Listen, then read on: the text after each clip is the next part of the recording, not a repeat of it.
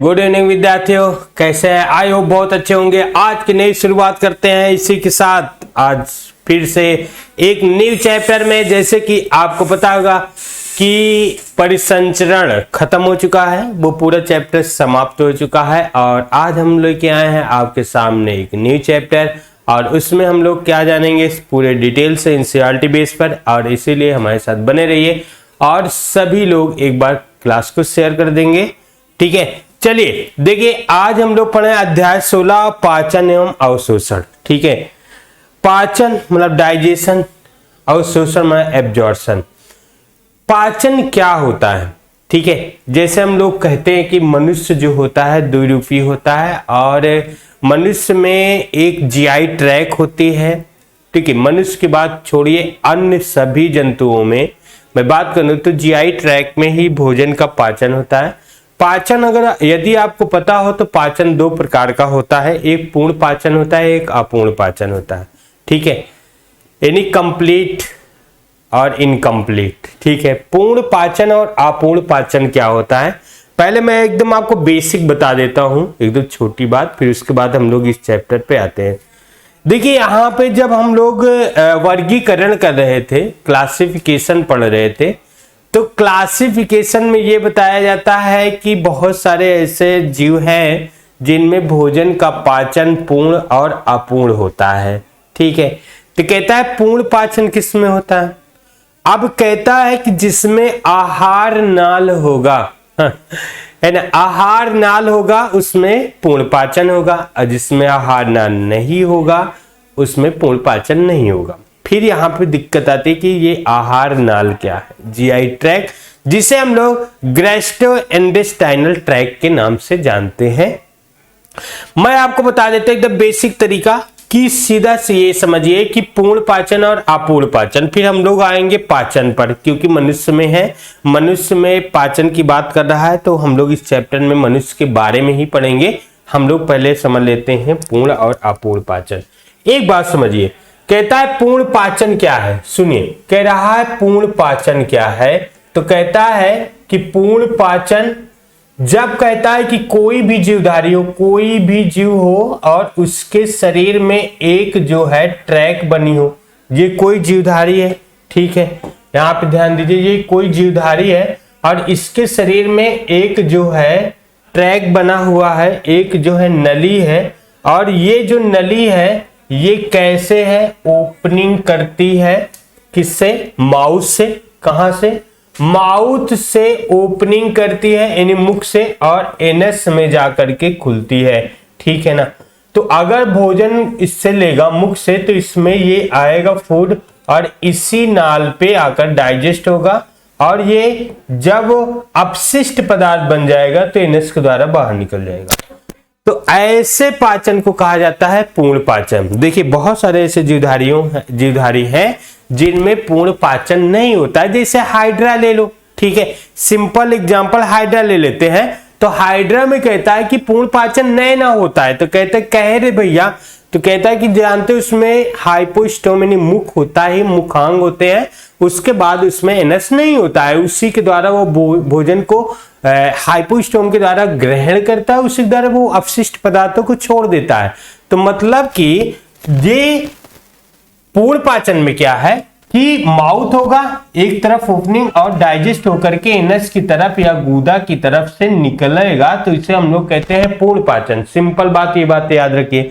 अपूर्ण पाचन क्या है, अपूर्ण पाचन कहता है कि जब किसी भी जीव के शरीर में एक जो है ट्रैक बनी हो, मतलब एक जो है नली हो और वो नाल जो है क्या हो कि मुख हो और वो भी एनस हो, मतलब मुख और गूदा दोनों का काम करते हैं, अर्थात भोजन को ग्रहण भी करे और भोजन को अपशिष्ट पदार्थों को छोड़े भी, दोनों का काम करती है, तो इसे कहते हैं अपूर्ण पाचन। क्या कहेंगे भैया, इसको कहेंगे अपूर्ण पाचन। तो देखिए दो तरीका आपको समझ में आना चाहिए। तो अगर मैं अब क्वेश्चन पूछ लूं कि ये बताओ मनुष्य में कौन सा पाचन है, पूर्ण है कि अपूर्ण है, तो आप क्या कहेंगे, सीधी सी बात है, कहेंगे सर पूर्ण पाचन है ना, यही तो बताओगे। यही तो कहोगे कि सर मनुष्य में पूर्ण पाचन है। कहता है अगर मैं कह दूं वाह ऐसा क्यों हो रहा है, तो आप कहेंगे सर मनुष्य में एक जीआई ट्रैक है, एक आहार नाल है जो ओपनिंग साइड माउस और जो है एक साइड खुलता है एनएस, है ना। अपशिष्ट पदार्थ जो है एनएस के द्वारा निकलता है और मुख के द्वारा भोजन को ग्रहण किया जाता है, तो ये कंप्लीट हो जाएगा, कंप्लीट डाइजेशन, ठीक है, पूर्ण पाचन हो जाएगा। तो हम लोग मनुष्य में पढ़ रहे हैं, इसलिए मैंने ये क्वेश्चन आपको बताया, क्योंकि बहुत सारे बच्चों को ये भी नहीं पता होता पूर्ण पाचन और अपूर्ण पाचन क्या होता है, ठीक है। तो चलिए हम अभी जाने पूर्ण और अपूर्ण पाचन। अब हम लोग समझते हैं जो लिखा है चैप्टर उसके बारे में। देखिए अध्याय 16 है और इसमें बहुत सारी बातें बताई गई है और इसमें हम लोग एक एक बात को समझेंगे।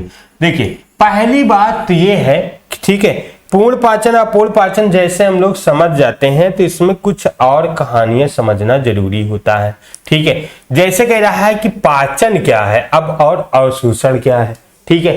जो चैप्टर लिख रहा है चैप्टर के बारे में सारी बात है, ठीक है। अगर आप चैप्टर जो है उसका सिर्फ नाम याद कर लीजिए, उसके बारे में याद कर लीजिए, आपको पूरा चैप्टर के सारांश मिल जाएगा कि वास्तव में इसमें क्या है ना, सिंपल बात। तो कहता है डाइजेशन यानी पाचन होता क्या है। पहले सुनो पाचन क्या होता है। तो कहता है डाइजेशन क्या है, तो बताया गया कि जब हम लोग फूड मटेरियल खाते हैं, भोज्य पदार्थ, ठीक है ना, जब हम लोग भोज्य पदार्थ खाते हैं, अब भोज्य पदार्थ कौन सा, अब देखो कहेंगे हम लोग जो भोज्य पदार्थ खाते हैं, पहले ध्यान सुनना, अलग अलग प्राणियों में भोज्य पदार्थ अलग अलग होता है। ये भी बात आपको बहुत प्यार से समझना है। प्यार से मतलब कि हम लोग जो खाते हैं वो सारे जीवधारियों के लिए भोज्य पदार्थ नहीं हो सकता है मेरे भाई, अलग अलग जीवधारियों के लिए अलग अलग भोज्य पदार्थ होता है। तो अगर मनुष्य के अकॉर्डिंग करते हैं, मनुष्य के अकॉर्डिंग मैं बोलूं कि भोज्य पदार्थ हम लोग खाते हैं, तो वास्तव में हम लोग क्या खाते हैं, कार्बोहाइड्रेट खाते हैं, प्रोटीन्स खाते हैं, फैट खाते हैं, विटामिन्स खाते हैं, यही तो हमारा भोज्य पदार्थ होता है। हम जब भोजन के रूप में, वास्तव में भोजन के रूप में जब हम ग्रहण करते हैं भोजन, तो वास्तव में क्या खाते हैं, कार्बोहाइड्रेट, प्रोटीन्स, फैट और विटामिन का उपयोग करते हैं। आप कहोगे सर सुनो ध्यान से, मैं कहूं दो कार्बोहाइड्रेट, प्रोटीन, फैट और विटामिन क्या होता है, तो मैं आपको बताऊंगा ये कार्बनिक कंपाउंड, कॉम्प्लेक्स कार्बनिक कंपाउंड, एक जटिल कार्बनिक पदार्थ होता है। क्या होता है भोज्य पदार्थ, जटिल कार्बनिक पदार्थ होता है। हम लोग इसी जटिल कार्बनिक पदार्थ को खाते हैं। तो देखिए अब इसको हम खाते हैं, तो भोजन के रूप में हम लोग क्या खाते हैं वास्तव में बेटा, कार्बोहाइड्रेट खाते हैं, प्रोटीन्स खाते हैं, फैट खाते हैं और विटामिन खाते हैं। ये सब आपको याद होना चाहिए, ठीक है ना, भोज्य पदार्थ ग्रहण करते हैं। तो अब देखो डाइजेशन पे आ जाओ। अब मैं कहूं हेडिंग कि जब हम भोज्य पदार्थ खाते हैं तो हमारे शरीर में विभिन्न एंजाइमों के कारण, किसके, एंजाइमों के कारण, एंजाइम या हार्मोन्सों के कारण, एंजाइम और हार्मोन्सों के कारण ये भोज्य पदार्थ मतलब का, मैंने फिर आपको कहा कार्बोहाइड्रेट, विटामिन, वसा और कहेंगे विटामिन, फैट, वसा, प्रोटीन, कार्बोहाइड्रेट जो हम बोले, ठीक है। अर्थात ये क्या करता है कि छोटे छोटे टुकड़ों में टूट जाता है। छोटे छोटे टुकड़ों का मतलब ये होता है बेटा कि ये आयन में टूट जाता है, तो उसी कंडीशन को हम लोग डाइजेशन या पाचन कहते हैं। फिर से एक बार मैं बता देता हूं परिभाषा पाचन एंड डाइजेशन की क्या होती है, तो हम लोग बारीकी से समझेंगे। तो हमने कहा जब हम भोज्य पदार्थ लेते हैं, भोज्य पदार्थ का मतलब विटामिन, प्रोटीन, कार्बोहाइड्रेट, फैट होता है। वास्तव में भोजन के रूप में हम उसी को ही ग्रहण करते हैं, ठीक है, हमारा बॉडी उसी को लेता है। हम जब भोज्य पदार्थ खाते हैं तो इसमें कार्बोहाइड्रेट, विटामिन, प्रोटीन्स होता है। मैंने कहा ये क्या होता है, ये कॉम्प्लेक्स ऑर्गेनिक कंपाउंड होता है, जटिल कार्बनिक पदार्थ होता है और हमारे शरीर में इनको तोड़ने के लिए एंजाइम होता है। और जब ये हम खाते हैं तो एंजाइम इसको तोड़ देता है, छोटे छोटे टुकड़ों में कार्बनिक पदार्थों को तोड़ देता है, तब हम उस कंडीशन को पाचन कहते हैं। अब क्वेश्चन यहां पे आता है, क्वेश्चन क्या आता है, कहता है मनुष्य में पाचन का प्रारंभ कहां से होता है ना। बोलेगा मनुष्य में, अच्छा चलो बताओ मनुष्य में पाचन कहां से प्रारंभ होता है? तो हम लोग कहेंगे मनुष्य में पाचन मुख से होता है, क्योंकि मुख में सलाइवा में एंजाइम है। और जब हम कुछ खाते हैं, जैसे अगर कुछ रोटी खाते हैं तो स्वाद में मीठी लगती है, चीनी खाते हैं तो स्वाद में मीठा लगता है, कड़वा लगता है। तो इसका मतलब है हाथ में ऐसे ले लेने से हमको स्वाद का अनुभूति नहीं होती है, परंतु जैसे हम मुख में डालते हैं तो हमको स्वाद की अनुभूति आती है। तो इसका मतलब कि हमारे लार में एंजाइम है और उसको तोड़ रहा है, सिंपल कर रहा है, कॉम्प्लेक्स टू सिंपल। तो मैंने बताया कि डाइजेशन क्या है, तो आप बोलेंगे कि डाइजेशन वह प्रक्रिया है जिसमें कार्बोहाइड्रेट, विटामिन, प्रोटीन कॉम्प्लेक्स से सिंपल में चेंज होता है, present to enzyme. Presence of enzyme के कंडीशन में जब एंजाइम प्रेजेंस होता है तो ये कॉम्प्लेक्स टू सिंपल में चेंज होता है, is known as a digestion. इसे हम क्या कहेंगे भैया? इसके डाइजेशन कहेंगे। ठीक है, ये तो हुआ डाइजेशन की बात। अब कहता है एक चैप्टर में एक और लिया, एवं अवशोषण एंड एब्जॉर्प्शन। एब्जॉर्प्शन क्या होता है? ठीक है, कहता है डाइजेशन होता है फिर एब्जॉर्प्शन होता है। तो एब्जॉर्प्शन का मतलब होता है अवशोषण। एब्जॉर्प्शन आपको मैं पहले ऐसे प्रेडिकली समझ, जैसे चना मटर होता है ना, चना मटर अगर देखोगे तो अगर चना मटर के ऊपर देखोगे एक थिंक एक लेयर होती है और वो मेम्ब्रेन की बनी होती है। पानी में डाल देने पे चना मटर के अंदर जो एम्ब्रियो होता है वो फूल जाता है और उसमें आप देखेंगे कि जो चना मटर होता है उसके ऊपर एक लेयर होती है, सीड कोट बोलते हैं। सीड कोट में किसी प्रकार का छिद्र नहीं होता है, फिर भी पानी को वो खींच लेता है। कौन? एम्ब्रियो खींच करके फूल जाता है। तो कहता है पानी का अंदर जाना विदाउट पोर के, ये कंडीशन होता है एब्जॉर्प्शन। क्या होता है? एब्जॉर्प्शन, अवशोषण। चने का फूलना, बीजों का फूलना एब्जॉर्प्शन होता है, समझ रहे? एब्जॉर्प्शन। जैसे बरसातों में लकड़ी के दरवाजा जो होता है पानी को खींचकर, नमी को खींच करके फूल जाता है। थोड़ा सा देखिए दरवाजा थोड़ा टाइट चलने लगता है ऐसे कुंडियों में ना, तो कहता है एब्जॉर्प्शन। ये होता है एब्जॉर्प्शन। अब हमारे बॉडी में एब्जॉर्प्शन हो रहा है, ये कहां? ये तो मैंने आपको ऐसे दुनिया में बताया जो आपको सामने होता है। तो कहता है हमारे बॉडी में एब्जॉर्प्शन कैसे होता है, तो आप समझिए। देखिए जैसे मैंने कहा छोटे छोटे टुकड़ों में टूट रहा है, जैसे कार्बोहाइड्रेट, ये मैंने लिख दिया कार्बोहाइड्रेट, विटामिन, प्रोटीन, ये छोटे छोटे टुकड़ों में टूटना मतलब आयन में चेंज होना। अब जैसे ही आयन में ये चेंज होता है तो हमारी बॉडी की जो जीआई ट्रैक है, गैस्ट्रोइंटेस्टाइनल ट्रैक, जीआई ट्रैक, वो क्या करती है? छोटी आंत जो होती है अवशोषण का काम करती है। मतलब आप सोचे हम लोग खाना खाते तो वास्तव में हमारी जो जीआई ट्रैक है वो खाना सीधा आंतों से ब्लड में नहीं जाता मेरे भाई, पहले डाइजेस्ट करता है, फिर उसको जो एब्जॉर्प्शन लायक होता है छोटी आंतों के सेल जो है उसको खींच करके ब्लड में छोड़ देती है।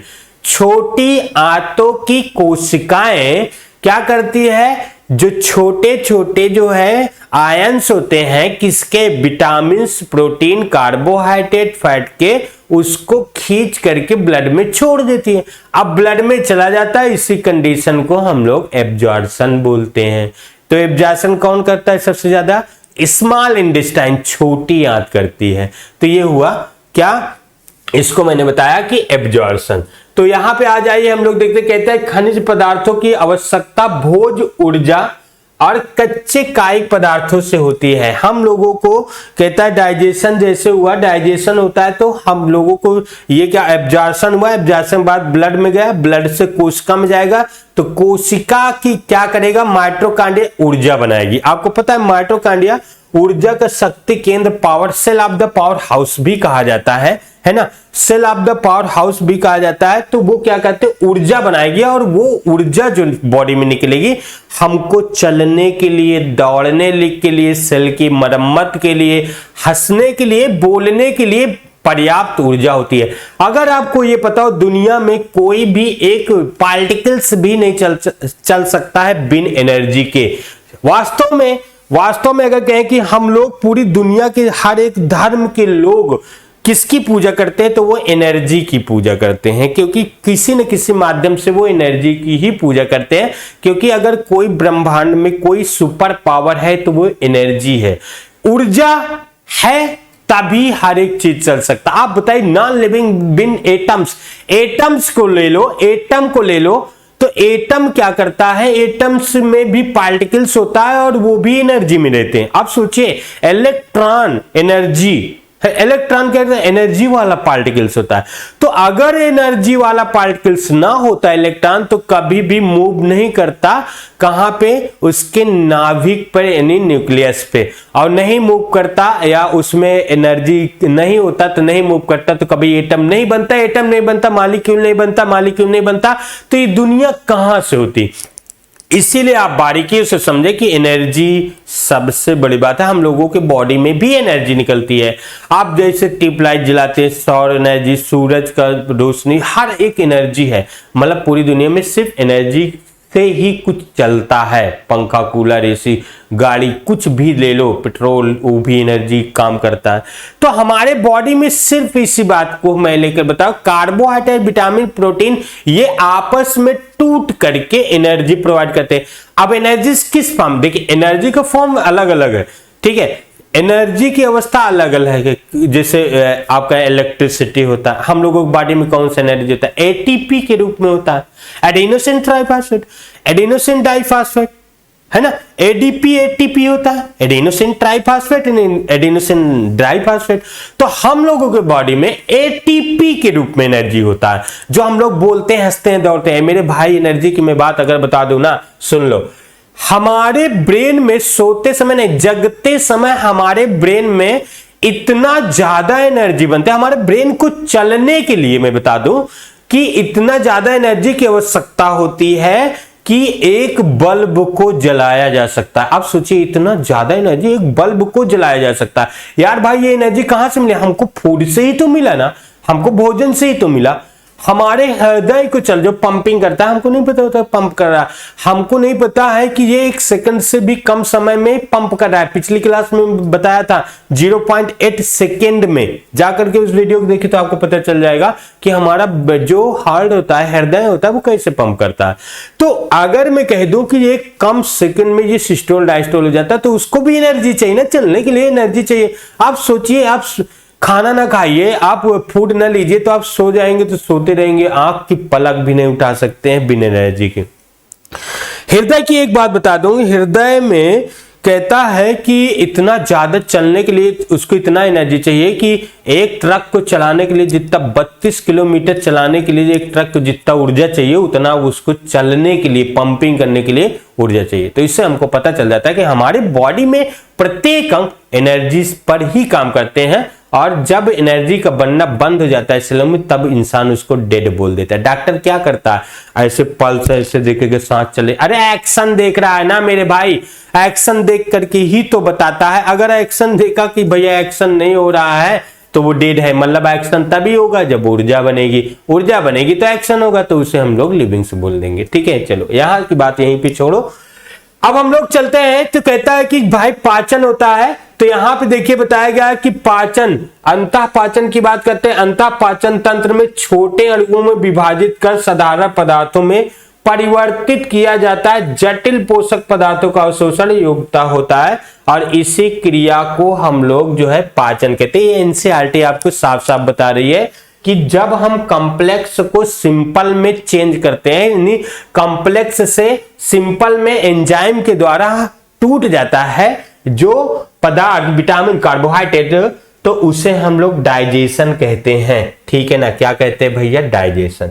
आ जाओ मेरे साथ। अब कहता है दूसरा, कह रहा है डाइजेशन सिस्टम, मतलब पाचन तंत्र। क्वेश्चन पे आ जाओ, एक एक पॉइंट पे। अब दूसरा एनसीईआरटी का क्वेश्चन है, कहता है पाचन तंत्र क्या है बेटा, पाचन तंत्र। एक पहले इससे मैं आप सबको बता दूं, इस चैप्टर में हम लोग पढ़ेंगे क्या, देखिए पाचन तंत्र पढ़ेंगे, ठीक है। पाचन तंत्र अभी मैं परिभाषा बताता हूं, भोजन का पाचन कैसे होता है इसको पढ़ेंगे, और पाचन उत्पादनों का अवशोषण, पचे हुए पदार्थों का अवशोषण, पचित पदार्थों को अवशोषण होता है, और पाचन तंत्र के विकार और अनियमितताएं, पाचन तंत्र से कितनी बीमारियां, मतलब पेट ओट की कौन सी बीमारियां होती हैं, किस कारण होती है, ये सारी बात इस चैप्टर में पढ़ेंगे। ठीक है, क्या पढ़ेंगे बेटा? पाचन तंत्र, भोजन का पाचन, पचित पदार्थों का अवशोषण छोटी आंत में कैसे जाता है, और पाचन तंत्र के विकार मतलब कि रोग क्या होता है, ये सारी बात इस चैप्टर में पढ़ने वाले हैं। दूसरा टॉपिक पे आते हैं, कह रहा पाचन तंत्र, डाइजेस्टिव सिस्टम। डाइजेस्टिव सिस्टम क्या है? पाचन तंत्र यानी डाइजेस्टिव सिस्टम क्या है? सुनो मेरी बात। देखिए, जब कभी सिस्टम की बात आए, जब कभी तंत्र की बात आए, तो मैंने आपको यही बताया कि पाचन में डाइजेशन। अब मैंने आपको डाइजेशन की परिभाषा बताया कि जब हम फूड खाते हैं, सुनना ध्यान से, जब हम लोग फूड खाते हैं तो उस फूड में कार्बोहाइड्रेट, विटामिन, प्रोटीन क्या होता है? चेंज होता है complex to simple presence of enzyme. Enzyme के प्रेजेंस में ये सिंपल में चेंज हो जाता है, तो उसे हम लोग डाइजेशन बोले। अब कहता है हम लोग जब खाना खाए, चबाए, चबा करके निगल करके वहां पे गया, उस सिंपल से कॉम्प्लेक्स टू सिंपल में चेंज हुआ, एंजाइम आया। तो अब इसमें देखिए कह रहा पाचन तंत्र, डाइजेशन के लिए कोई एक विशेष अंग जिम्मेदार नहीं है, कहता सिस्टम है। मतलब कि भोजन को पचाने के लिए, अवशोषण करने के लिए हमारे शरीर में बहुत सारे अंग पार्टिसिपेट करते हैं, भागीदारी निभाते। जब पाचन की क्रिया में हमारे शरीर के कई अंग भागीदारी निभाते हैं, तो उस सभी अंगों को सम्मिलित रूप से पाचन तंत्र कहते हैं। ठीक है, पाचन तंत्र के। तो हमने कहा कि पाचन की क्रिया में, भोजन को पचाने में, कॉम्प्लेक्स टू सिंपल में चेंज करने के लिए बहुत सारे अंग पार्टिसिपेट करते हैं शरीर के, तो उस सारे अंगों को सम्मिलित रूप से हम लोग क्या कहते हैं? पाचन तंत्र कहते हैं।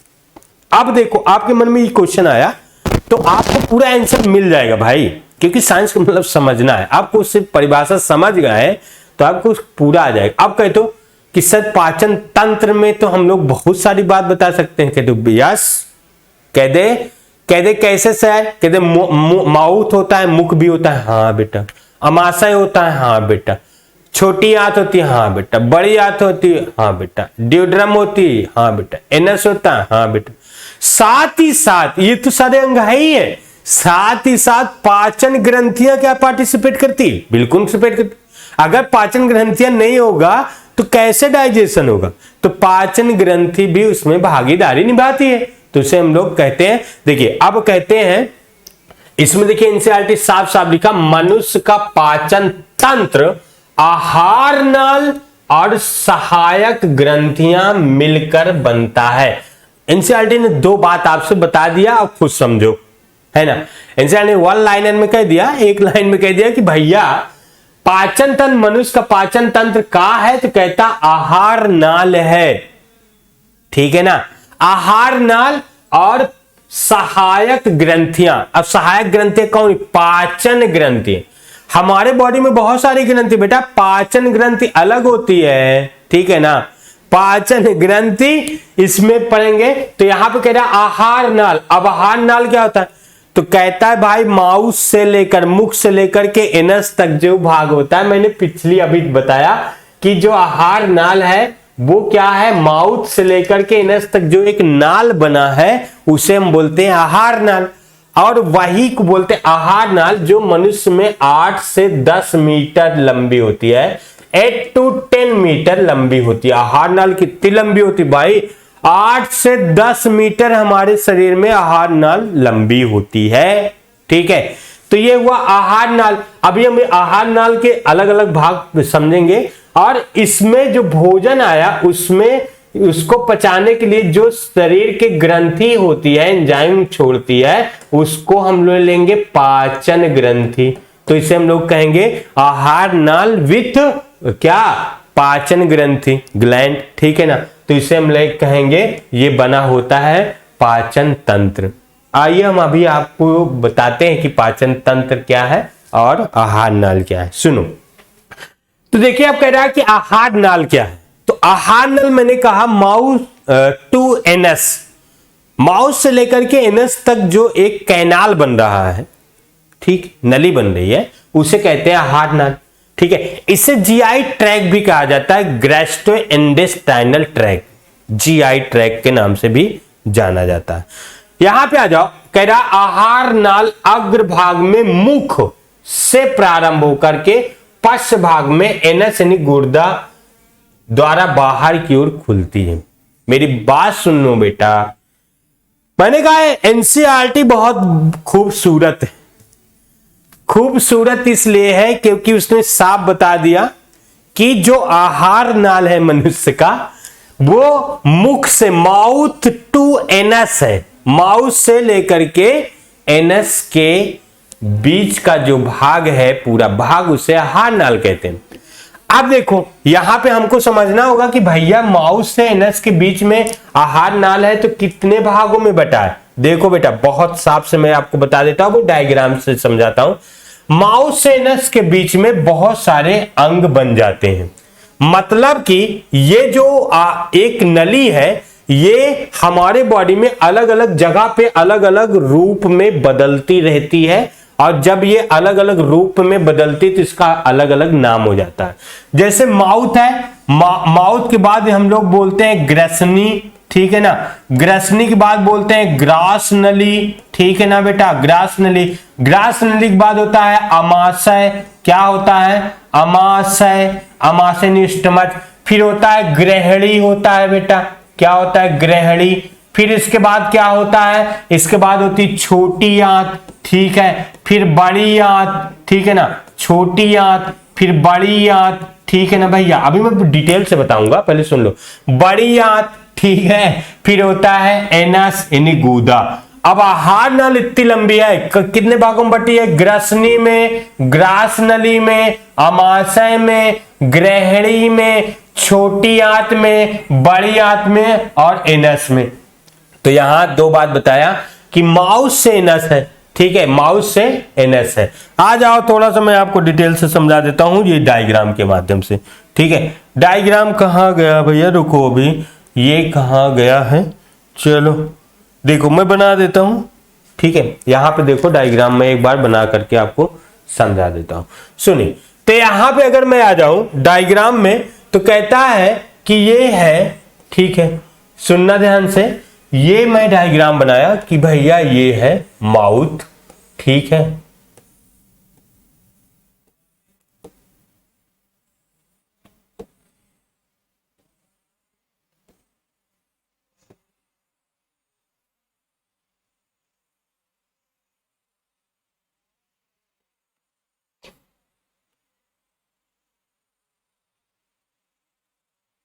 सुनना। यहां पे आ जाते हैं कुछ, मैं आपको डायग्राम बना, ठीक है। ये कहता है ये आहार नाल है, ये है माउथ यानी मुख होता है, सुनना ध्यान से, मुख यानी माउथ, ठीक है, माउथ होता है।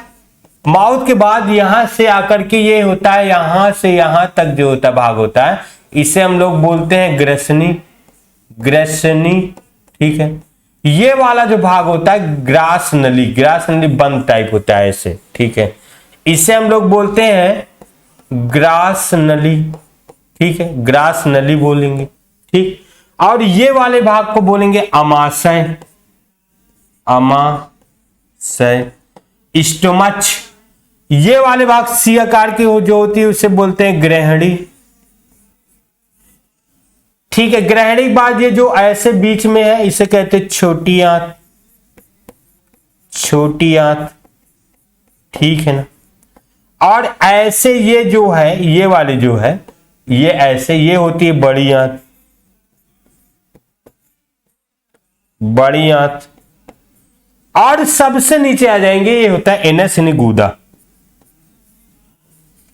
ये देखो भैया, ये जो है यहां से लेकर के गूदा तक 8 से 8 to 10 मीटर्स लॉन्ग, ठीक है, 8 से 10 मीटर लंबी होती है आहार नाल। कितनी बेटा, आहार नाल कितनी लंबी होती है, 8 से 10 मीटर लंबी होती है।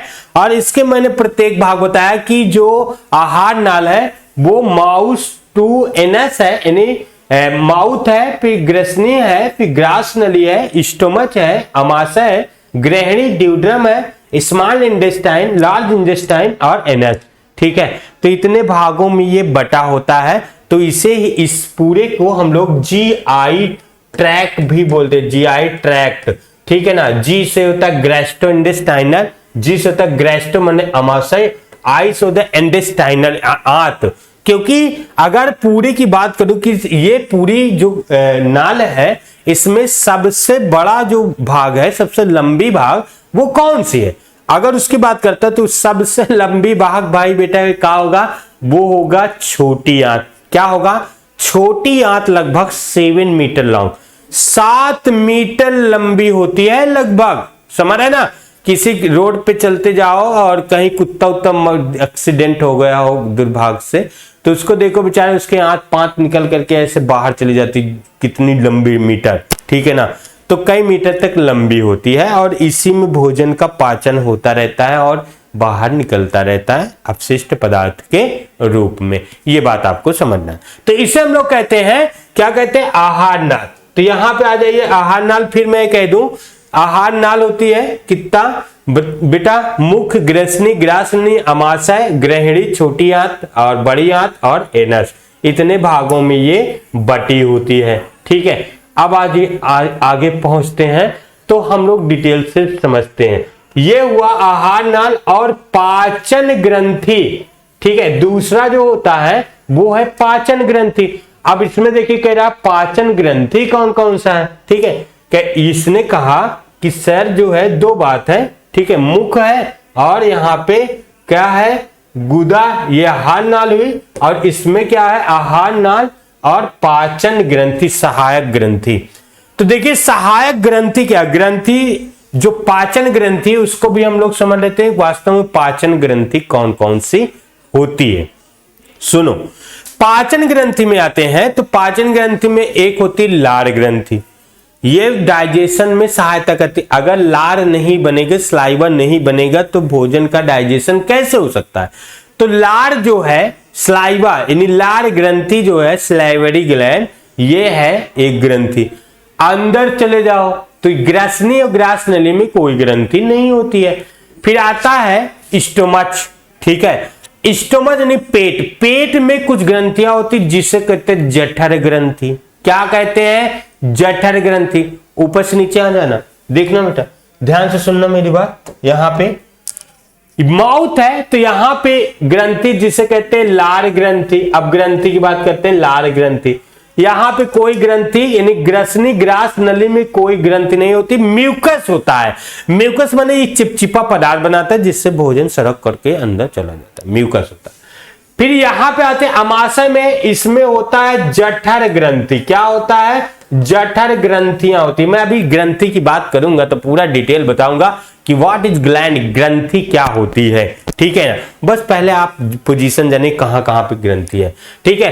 फिर इसके बाद ये हुआ जठर ग्रंथि, और इसी के बाद जो होती है यकृत होती है। बेटे क्या होता है, यकृत, यहां पे यकृत होता है जिसे हम लोग लीवर बोलते हैं। ये भी सहायता करता है पाचन में, तो इसे हम कहेंगे यकृत, ठीक है ना। यकृत भी पाचन ग्रंथि के रूप में सहायता करती है, ठीक है। तो ये हुआ लार ग्रंथि। और फिर इसके बाद ग्रहणी आती है, छोटी आंत आती है। तो छोटी आंत में भी कुछ ग्लैंडे होती है जो भोजन को पचाने और अवशोषण में सहायता करती हैं। तो इस तरह हम लोग समझेंगे कि भैया यहाँ पे देखो एक जो होता है जिससे गाल ब्लाडर, पित्ताशय बोलते हैं ना, पित्ताशय, गाल ब्लाडर। तो लार ग्रंथि पढ़ेंगे, जठर ग्रंथि पढ़ेंगे और अत्री ग्रंथि पढ़ेंगे, आंतों वाली, और यकृत इसमें हम लोग इंक्लूड करके पढ़ेंगे। ये सभी जो ग्रंथियां हैं इसके बारे में, इसके पोजीशन, इसमें कौन सा हार्मोन्स निकलता है, क्या निकलता है, ये क्या कार्य करता है, ये सारी डिटेल हम लोग समझेंगे। और शुरुआत करेंगे फिर हम लोग कहां से, हम लोग शुरुआत करेंगे माउथ से। आहार नाल पूरा पहले पढ़ लेंगे, ठीक है। माउथ क्या होता है, उसमें दांत क्या होता है, टंग्स क्या होता है, जीभ क्या होती है, जीवा का कार्य क्या होता है। फिर हम लोग नीचे चलेंगे, ग्रसनी ग्रास नली अमाशय से पढ़ते हुए चले जाएंगे। फिर जब ये खत्म होगा तो उसके बाद हम लोग पढ़ेंगे क्या, ग्रंथि, पाचन ग्रंथियां। तो पाचन ग्रंथियों के बारे में फिर डिटेल से समझेंगे कि क्या होती है, कौन सा हार्मोन एंजाइम क्या रोल निभाती है भोजन को पचाने में, ये सारी डिटेल हम लोग पढ़ेंगे। तो अगले वीडियो में हम लोग मिलते हैं और अगली क्लास में मतलब कि वहाँ पे हम लोग शुरुआत करेंगे कहाँ से, मुख से। और सभी लोग बने रहिएगा हमारे साथ। बहुत इसमें नॉलेजफुल, ये चैप्टर बहुत नॉलेजफुल है क्योंकि ये हमारे पूरे शरीर के अंगों के बारे में बताता है और हमको जानना जरूरी है क्योंकि इससे विकार भी होता है और रोग भी होता है। क्योंकि मैंने आपसे बताया कि पूरा हम लोग जो है ओवरऑल क्या क्या पढ़ेंगे, विकार इसमें पढ़ेंगे और इसमें कौन सी बीमारियां होती हैं, कैसे बीमारियां होती हैं, ये सारा डिटेल पढ़ने वाले हैं। तो हम लोग नेक्स्ट टाइम आते हैं तो हम लोग टीथ से लेकर के, माउथ और टीथ से लेकर के बताते हैं। और जो भी कमेंट करना होगा, जो भी बातें नहीं समझ में आती तो आप कमेंट करके पूछ सकते हैं। तब तक के लिए सभी को बाय बाय, गुड नाइट।